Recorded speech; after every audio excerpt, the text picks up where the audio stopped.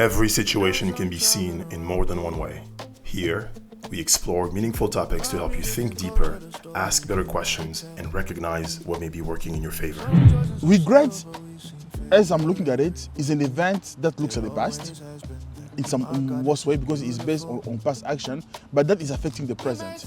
And what we are trying to do here, we're trying to assess what changes can people do so that the negative event of the past does not affect how they enjoy their present. Regret, it forces you to live where you are and where you wish you could be. Something happened, an event that you would not have done otherwise, but it happened. When it happened, it's happened. Yeah. But guess what? I did not think myself as a regretful person. Yeah. Because, to be honest, as the average person, I'm not. But I can tell you, I'm now having a moment of realizing that in a way I am, because I remember more the mistakes I made and the pain that came through it than I remember the good things. All right. Here we are. All right, here we are. So today, we're talking about the mindset that prevents people from living in regret. Yes. So, where do we even start? You know, I had a strange question. Yes. And the first question I wonder, do we know that regret does not play a useful role? How so? What do you mean? Everything that we experience in life is useful. Pain is useful. Yes. Pain is useful. Regret exists for a reason. Yes. And it has to have a use. Obviously, we need to understand its use it, and then use it in between the limit of this use. I don't think that dismissing regret as a whole is a good idea. So I wanted to make sure that is one thing, that one question I wanted to explore. I don't know, but I want to explore it. Just think through it with you here. And also, the same thing, are we sure we understand what we mean when we say mindset and change of mindset? Like when you hear mindset, what do you think of? When I hear mindset, I think of perspective, the way that you approach whatever it is, whatever event is in front of you. Because in the end, everything is an event. Everything that happens to you is just a thing, it's just an event. Okay. Yeah. So, to me, your mindset really just primarily refers to what is your positioning to whatever event is happening in your life, and the labels that you slap on those events determine how they affect you later on and how you look at them. But we can get a little deeper on this one too. Yes, I think that's a good point to start. A good place to start. If you're going to be Yes. changing mindset, let's make sure that we understand mindset And regret as well. Yes, and What it regret means, as well. yes. And then we can go to seeing what to do to, stop it from helping us enjoying the best possible life we can enjoy. How it gets in the way of enjoying life. So, to start with mindset. Yes. Strange enough, thinking like almost like a builder. For me, when I think of mindset, the phrase that comes to mind is the default settings of the mind. That's what the mindset is to me. You're committing a sin in definitions. You're using the same word within the definition itself. Yeah. But I think we are not that far. We're not that far disaligned. Yes. So actually, you know what? What does Google say? Or AI is whatever it is. Let me see. Because I'm sure mindset. But I like the place where you started. Is it even useful? And I have an idea. I have a way that I approach emotions, and because regret is an emotion, just like you may argue contentment or happiness, or all these things are just emotions, and they were all created for a reason. They exist for a reason, and I believe that. We are God-fearing people who believe in God and everything. So everything has been created for a reason. But to me, the same way that anger has a place and a reason, regret also does. So long as it's not supposed to. When we're here, we're about to eat. Yes. You eat, you're here now, you eat. Once that event is over, it's over, you move on. Regret is not supposed to be, nothing is supposed to be permanent in that way. That's the way that they look at things, but it seems you have a definition. Do you know what? I just pulled out the definition. It's a very interesting definition. So a mindset is a person's established set of attitude. Yes. Established sets of attitude. So my idea of default setting is not that crazy. But established set of attitudes, beliefs, a way of thinking that shapes how they interpret and respond to situations. So it's not about what we're living. I mean, we can get into. Wait, is that your bagel? Don't steal my bagel. I think this one is mine. Oh, okay. Does it have jalapenos on it? Not no jalapenos. No. Okay. Yes. Okay. Yeah. In conversations like these, we have, especially for us, we tend to enjoy to think just for the sake of thinking. And we know that you, if you're watching this, also are the same kind of person. We have to come to agreements. Yes. We have to agree on certain things, or we shall go back forever and ever and ever. Obviously, yeah. What is real, even? What is true? What is? No. Let's not get in that battle. So because let's. What I propose is we Yeah. agree on what mindset means to us right now. yes, that we- definition works actually for me. Yes. So to me, it's not really that far from what we had established. So your preset, the way that you are, your default setting. So your Yes. perspective, your natural default perspective Yes. on whatever matter is in front of you. So basically, if you're a machine, a phone, or a computer, the settings that comes with the computer, the default settings basically. And now there's the question: does those default settings help you or hurt you? And based on that, you decide to change it or keep them the same, right? And actually, a lot of us are not. This is a different topic, so I won't go deep in it. But a lot of our default settings are made by the people that nurture us. So a lot of us are carrying settings that are curated by the environment we lived in for so long, the event we were forced into while being unaware, and these settings are affecting the decision we make and how we enjoy our lives. And today we're just looking at that in the context of regret, right? Indeed, that is Okay. correct. So we found the place of agreement. So we agree what mindset is. We have a clear picture of mindset is, Yes. and we have a clear picture of why it is useful to change it sometimes.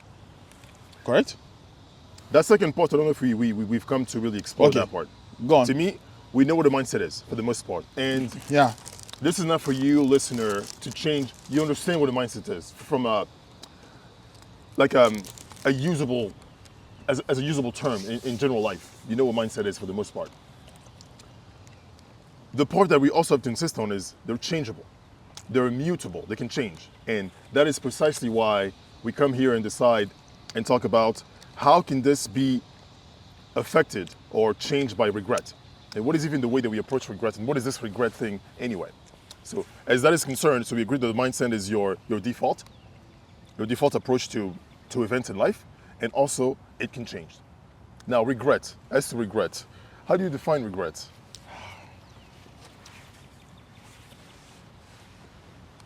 It might be a bit too philosophical, I guess, how I define regret. But I mostly want to go to how I understand it. So let's say there's something strange about regret.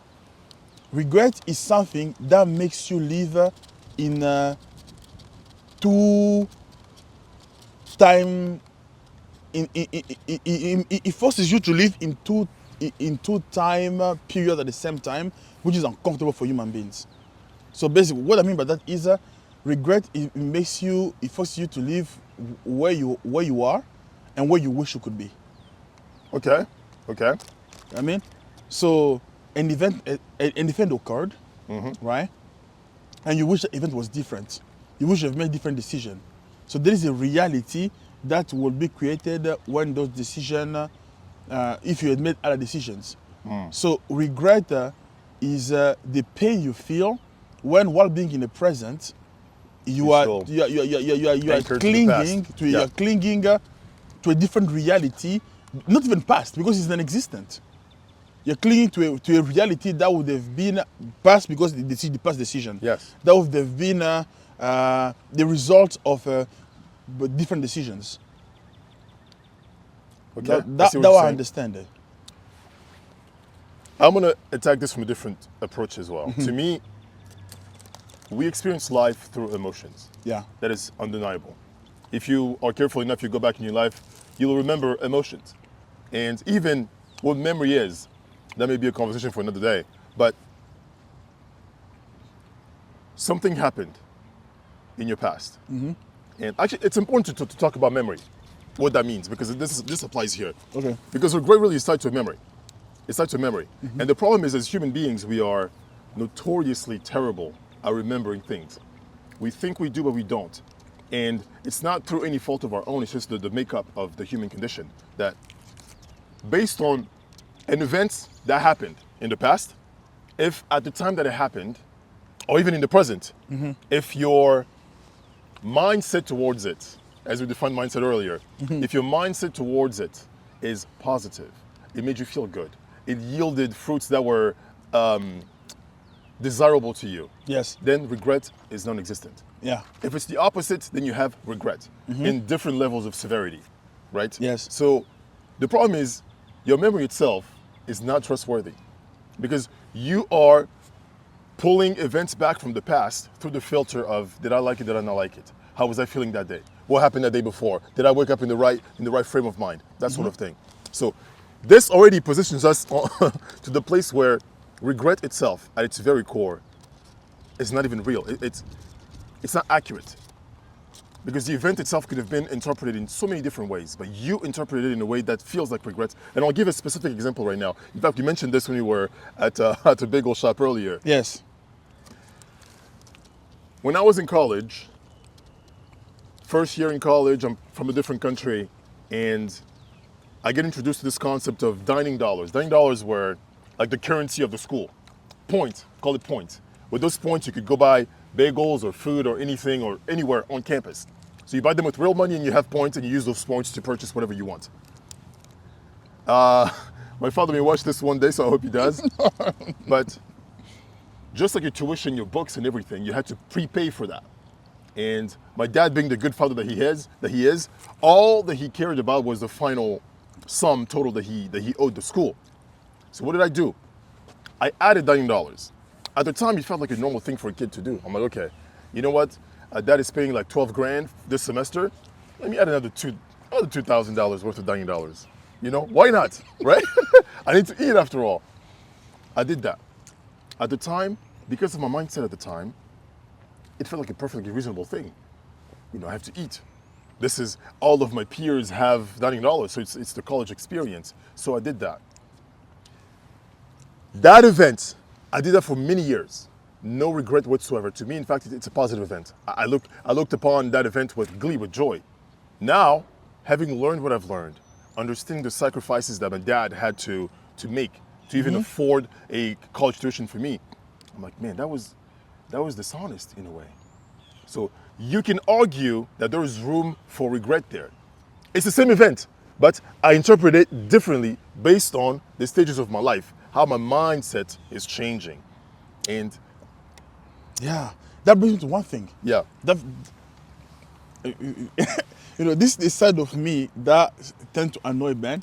Ben is structured and procedural, and I'm a bit chaotic in my way of thinking. So sometimes I will jump. So it makes me giggle when I realize that the thing I'm about to say might be a jump for him. But no. This brings me to this clear, to the clear question that we had earlier about can regret be useful? And I think that this is a context, a good example of useful regret. Let me explain why. yeah, So, regret can be useful to you if it imparts to you a lesson or give you clarity about maybe who you are as a person, a clarity that helps you to grow. And then you let it go and you don't carry the pain of the past decisions. That is positive regret. Bad regret is when you hold on to negative feeling in the past, don't cling any lesson of them or from them at all, but continue to continuously mourning them and having them affect your present. So regret, as I'm looking at it, is an event that looks at the past in some worse way because it's based on past action, but that is affecting the present. And what we are trying to do here, we're trying to assess what changes can people do so that the negative event of the past doesn't affect how they enjoy their present. A lot of people have made bad decisions in the past. Yeah. A lot of people have made things they regret. I was talking to a person, I will not say their name or mention them in any way because of the nature of what I'm about to say, but they're explaining to me that they regret the time they wasted. They're telling me, which I believe is not the case. I need to send them a message to tell them that. They told me that they felt that they wasted their 20s. I wasted my 20s. I'm 40 now, and I wasted my 20s. And they are battling with discovering that which they want, that which they are made for, that which they desire. They're trying to discover. That was their battle, right? And they're explaining how they regret they wasting their 20s. Like, what do you mean you wasted your 20s? You live your 20s. And they explain to me, oh no, most people in the 20s, they build themselves up. I mean, in our 20s, we did things that built ourselves in which year. Some can say we wasted our 20s in some way, because looking at the past, I mean, what did I spend learning to be a mathematician and an engineer for? You know, what do you spend trying to be a doctor? You know, you can call it wasted, but I thought you would tell me something like that. You spend focusing on something that he wasn't going to do in the future, because that generally all of us have, you know, in some way. But they built us in a certain way. They add things to us. But then he told me no, he was smoking weed and cocaine for his entire 20s, and he truly regretted that. You know, he's a believer now. He's free from these shackles, thank God. And he had mourning, clear mourning about that time that was past, you know. And I don't know if that's healthy in the present. I would like to reiterate a point that I tried to make earlier. Yeah, The fact that everything is useful. yeah. I agree with you. Every single thing is useful. Not one thing is not useful. Even your 20s of Because- cocaine, Yes. my friend. Now, Because I know you wanted to follow this channel, so you're gonna see this. in the same way that painful, you know, we have a tendency as human beings to run towards pleasure and run away from pain. Yeah. That is a tendency in general. And people exploit that to be profitable in the market, which I shall too. It's the game. So No, who are let's- you? A capitalist? let's think about events that happened in the past that produced pain. Yeah. I'm oversimplifying this to make my point. Let's call the events that were painful regretful events. Yes. And the events that produced pleasure, you know, happy events. Yes. My point is simply this. Nothing is meant to be permanent, Yes. whether good or bad.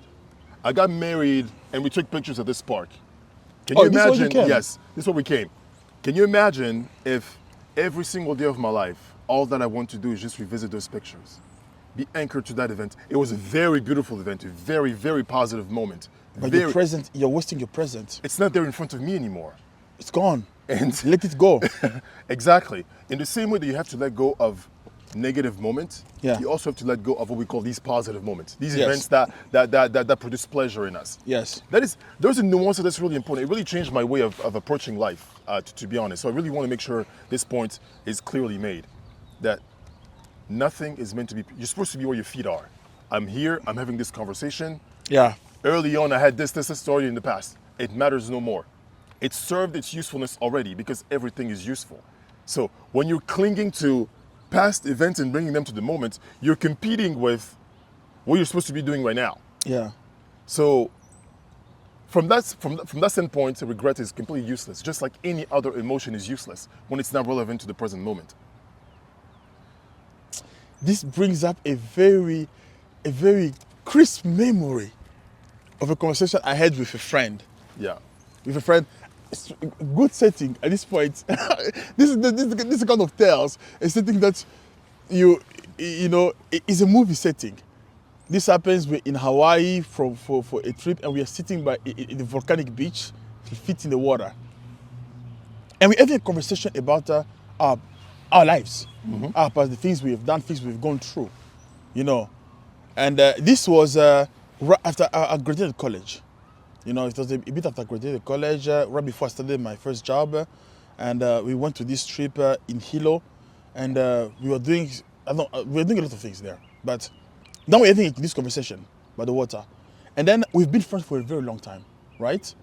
And she did not know a lot about me. Like my friends also, like even Harrison will say, I didn't know that about you. It's because I realized that by nature, I don't tend to cling to the good things that happened in the past. A lot of them, I really don't bring them up, you know? So as we're talking about it, you know, I was explaining how I got into playing football into college, or why that was helpful, and the experience I had. And then we're talking about hiking and the beauty. I was comparing the hike we were on to a hike I did in Kenya with some friends when we ran up Ngongo Road. Shout out to Mushi, R.I.P. Rest in peace, Joseph Mushi. And I'm telling her all this there. She looks at me and then she say, "Do you know what, Christian? At least you'll not be one of those guys who picked at college." I didn't know what she meant. I asked her, What do you picked mean? at college. Apparently, there are people who, when they're talking to a new person, all they want to talk is the glory days, and the glory days are always in the past. Oh, peaked. Okay, so you reached your zenith. Yes. Oh, okay. Yes. Yes. Okay. I did not know what she meant then. So I asked her, "What do you mean by that?" You know, those people that they are grown, but they talk about the glory days when they call about When I in was, high school. yeah. I made state You know, championship. Yeah, I got you. So, and then I look at it and realize, wait, I have done some cool things in my life. Yeah. Honestly. So many. Even just the fact the journey it took for us to be here, which is, there is a video on the channel. You can go watch the video. Our story. A lot of cool things happened there. But for me, they're like, they're there. Yeah. But guess what? I did not think myself as a regretful person. Yeah. Because to be honest, as the average person, I'm not. But I can tell you, I'm now having a moment of realizing that in a way I am, because I remember more the mistakes I made and the pain that came through it than I remember the good things. I don't know. Is that a makes you problem? regretful. To me,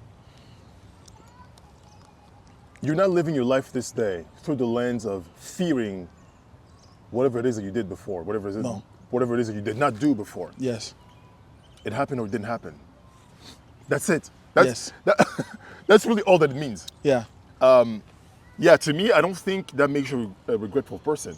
To me, I'm gonna agree and say you're right about that. I know we are avoiding to name names, obviously. Because it's not our stories to tell. People have their private lives. But you see somebody who did me wrong in the past, for example, and every time they approach me, they can't look me in the eye. They cower a little bit. Let it go. They still hang on to, that is regret. That is regret. Something, a poison that is spilling over to all aspects of your life. Yes. This one I give credit to a dear teacher of mine, Peter Sage. The one true a man who, you know, we use the expression change your life very loosely, I think. But that man contributed to changing my Our life lives. quite a bit. Our lives collectively. Quite a bit. I look at the world differently. He taught me a framework that I can honestly say, hand on the Bible, you know what, let me not swear on anything. Peter Sage. Yes. Peter Sage, thank you. He taught me something powerful about regret. A framework that helps me now deal with regret in a way that is almost even on autopilot, subconsciously. He said, whatever big event that it is that causes a lump in your throat when you think about it, you know, take the courage to sit by yourself and actually really look at that. Have a pen and paper and explore this. I'm a practically minded person, so I tend to move towards practicality. He says, you have 3 lines. The first line is, what happened? Yeah. Forget the commentary. Forget the, oh man, I was in college, because of my friends, I got into cocaine, I got into this. What happened is, I snorted or smoked cocaine, whatever it is that you do with cocaine. That is the fact. That's funny. Everything else is just extra commentary. Yeah. That is not helpful at all to anybody. And in fact, it's likely not even true. As we said, your memory is affected by your feelings. And in this case, because your feelings are negative, you have a lot of commentary, a lot of voices in there that make you feel even worse than you should. Yeah. Which you shouldn't feel worse anyway. So, first line, what happened?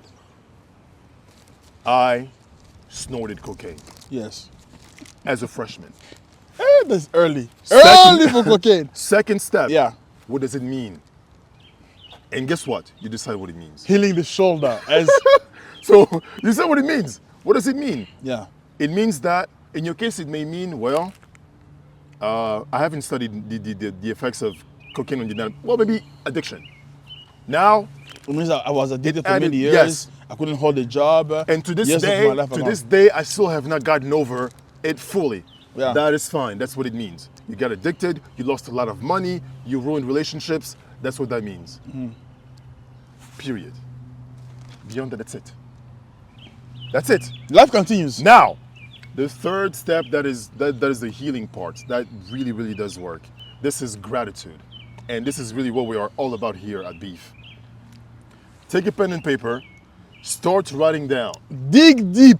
Dig very deep, and start to write down the reasons what positive things happened to you as a result of that experience. And I promise you there are. Yes. There are. At the very least now, you can go back to college and warn the freshmen, hey, look at my life. You know, guys, this is a wonderful thing. I get to say this. For the first time, it's Ben who jumped the line. Because we are not just talking about how to resolve the situation, but you're already there. No, but to me, yes. Because we were still exploring the meaning of these things, but now we're talking about how, basically, if you have a mindset, you're watching this and you notice, for example, that I have a lot of regret that stopped me from enjoying my life today. Yes. I cheated on my wife many years ago, and today A tough one. I have. Tough one. Can you imagine? That's a tough one. And today, every time I leave to travel for work, I have no peace in my heart because I know she might be, she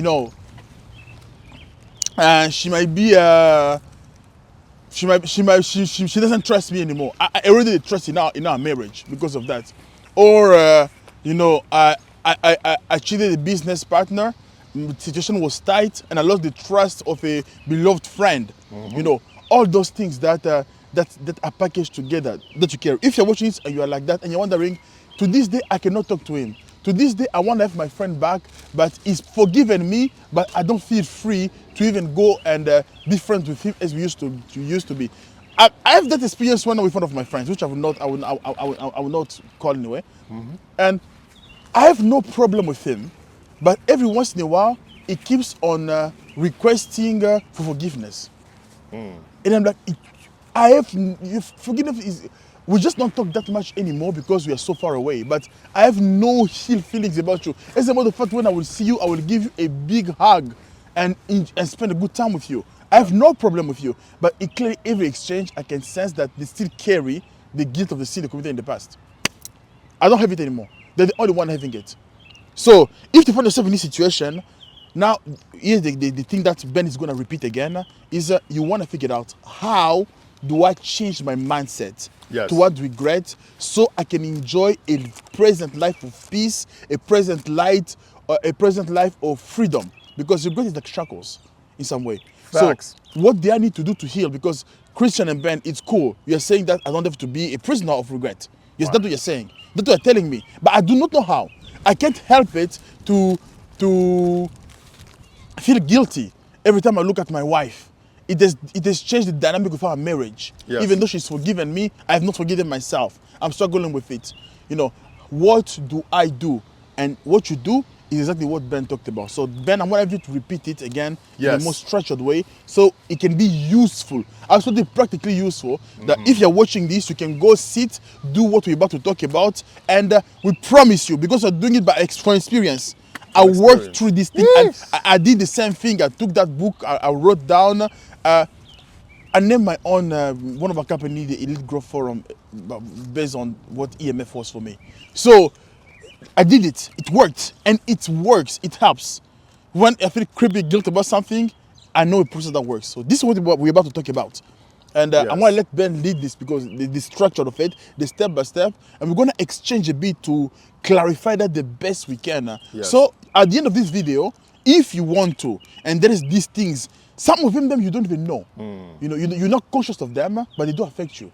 So you have to actually sit and discover, what am I harboring regret and guilt about? And chances are you probably know. Regret is one of those strong emotions. Yes, chances are you probably know because it resurfaces too often. Too often. And then you think about it in random times and feel shame again. There are a few things like that. I'd like to also clarify that we are no Zen masters who have mastered the game or anything like that. Zen master. So I'm a mess. I'm a certified mess. So every now and again, we have to go back to also do the work. What we have is the tools that we're just wanting to share with you.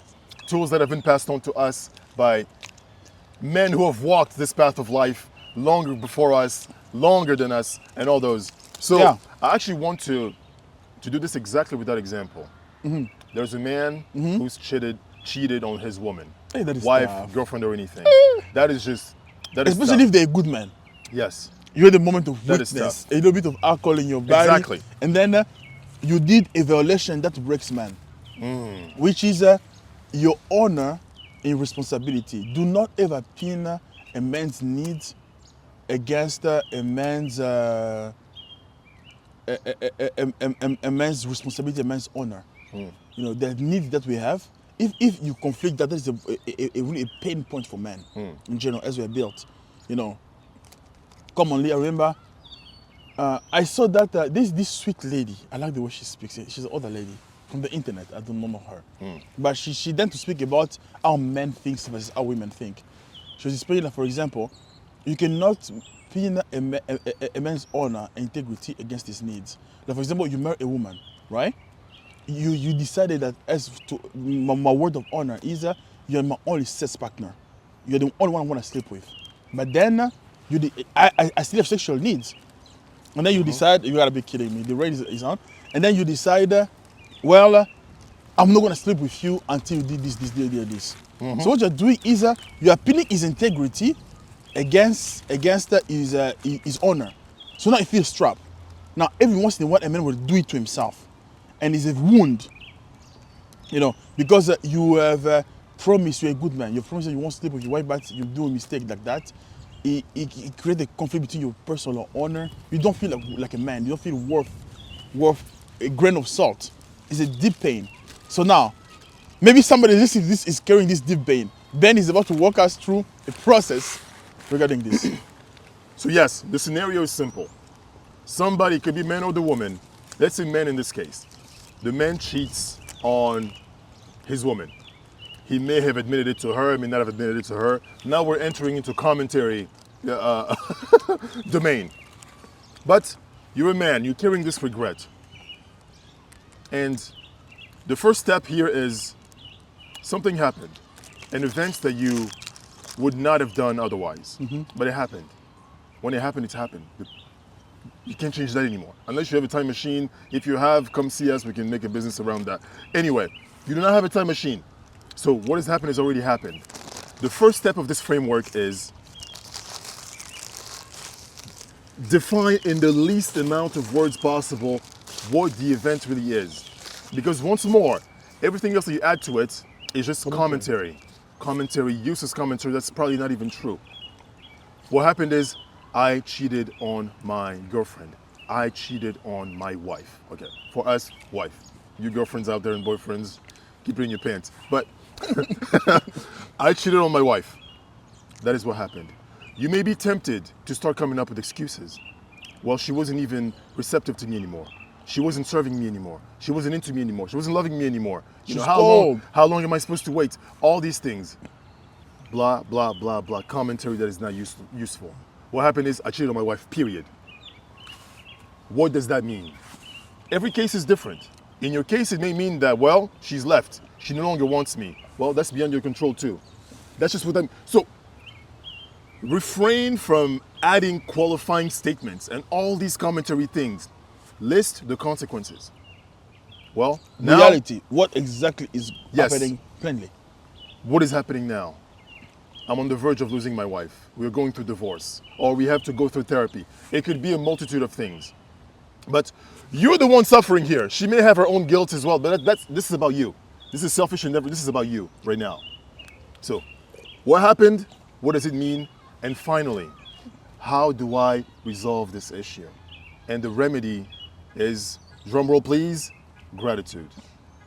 Sounds cliche. Sounds useless. Like those nice little sayings that you see on Hallmark cards. Platitude, as Ben calls them. But it's very true. You grab a pen and paper. After you've completed the first two steps, you start writing down. And you may have to dig. You may have to dig deeper than you've ever had to dig before. Start thinking about the positive outcomes from this despicable event. It's like, well, now, Christian and I will make up examples here. One example could be, well, now I know the warning signs that lead to cheating. Okay, fine. So if I don't have this partner anymore, why subject myself to a miserable life? I want to be married. I'm somebody who's meant to be married. I should find another person. That's just life.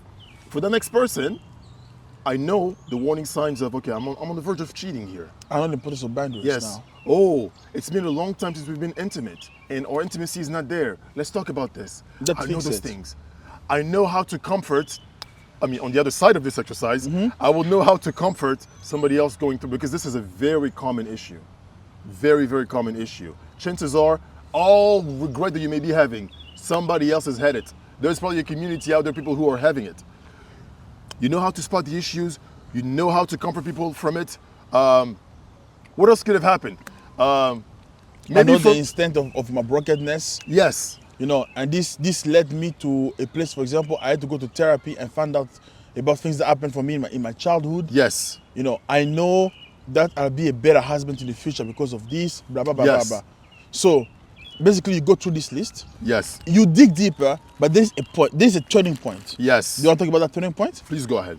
So, you have to go through this list. You're not just going through this list for blah, blah, blah. You're going through this list because as you are discovering these things, they are stacking up and they're creating a change in you. And what that change in you is doing is creating the way you experience that event in your body, in your mind, yourself. Mm-hmm. So, when you have in front of you a list deep enough and important enough, once you now think about this event of cheating in your wife, you're gonna find out that you no longer look at it with regret and pain, but with gratitude and a sad smile. And that will be the turning point. Yes.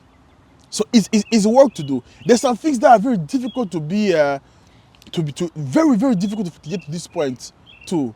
When I was going through in EMF with Peter Sage, there was a person who was explaining how for years they carried the guilt or the death of their little brother. They're supposed to babysit the little brother, and they're playing around. They didn't watch the little brother while he ran in the street. The car killed the little brother. This led to the depression of the mother, who later on killed themselves.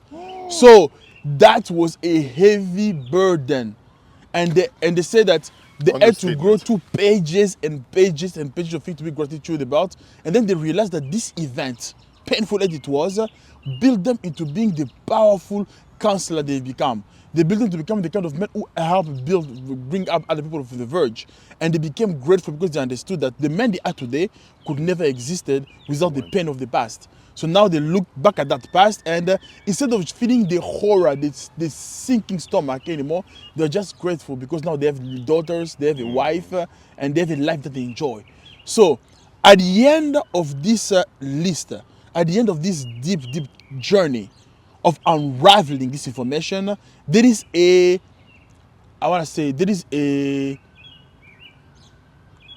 I'll call it the point of change. There is a point of change. A tipping point, yeah. A tipping point. And you will find that point when, after you look at the list, you now start feeling differently about the event. And this will lead to something called letting go. And then you will let go. So now what will happen is your present will no longer be encumbered by the negative feeling of that past event. And this is how you literally change your mindset so that your past and the regret of the past doesn't affect the peace and the enjoyability of your present. Because when you do not enjoy the peace of your present, when you do not really live fully in the present, you hurt those who share life with you. Inevitably. You judge them different. There's a different lens in which you look at them. You look at them differently. Talk about the other side of the coin. The woman was cheated on. All of a sudden they carry this wound, and now they are treating their new partners in ways that they shouldn't be treating them. Yeah. Because of this wound. That also need, even though it's not guilt, even though it's not regret in the sense that you think, but that wound is still there and still affecting them in that way, and they still need to go through this process also. That's a good point. To separate. Because this process does not just apply to regret. Yeah. Any trauma, any negative event. Yes. I mean, if you've been, God forbid, if you've been raped, this is a terrible thing, but you will also have these negative feelings that remain in you. Yes. And I couldn't even imagine. I can imagine how far you have to dig deep to extract positivity from that event. Yes. But And also There- how much life you have to live before this is even Yeah. doable. Yes. You know, I don't It's- know that. It's all very difficult. It's all very difficult. And in the end, as we're getting near here, the rain is about to start falling on us. In the end, you will not get to the point where you love what happened to you. That is not what this is. This is not fantasy here. No. You don't love it, but you let go of it. You let go of it. At some point in your life, as you're watching this, you may have had your engine blew up on you. It happened, it affected you for a month, but you don't remember it anymore. So it'll become an event like that, Yeah. that you can revisit to draw strength to comfort somebody or something like that. But it no longer, you no longer look at your other partners, your future partners, as men. They're exhibiting patterns that could cause that situation to reoccur, which is Yes. one of those side effects of regret. Yeah. No.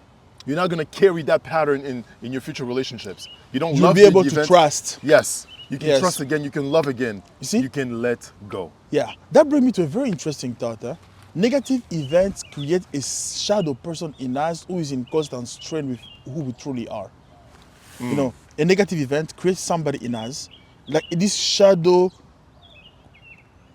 mental creature that is fighting our present existence. Like in the example of the woman, in her there is a wounded version of her that is fighting with a good man, creating a fight with a good man who will never hurt her, you know, but causing strain and pain because of that.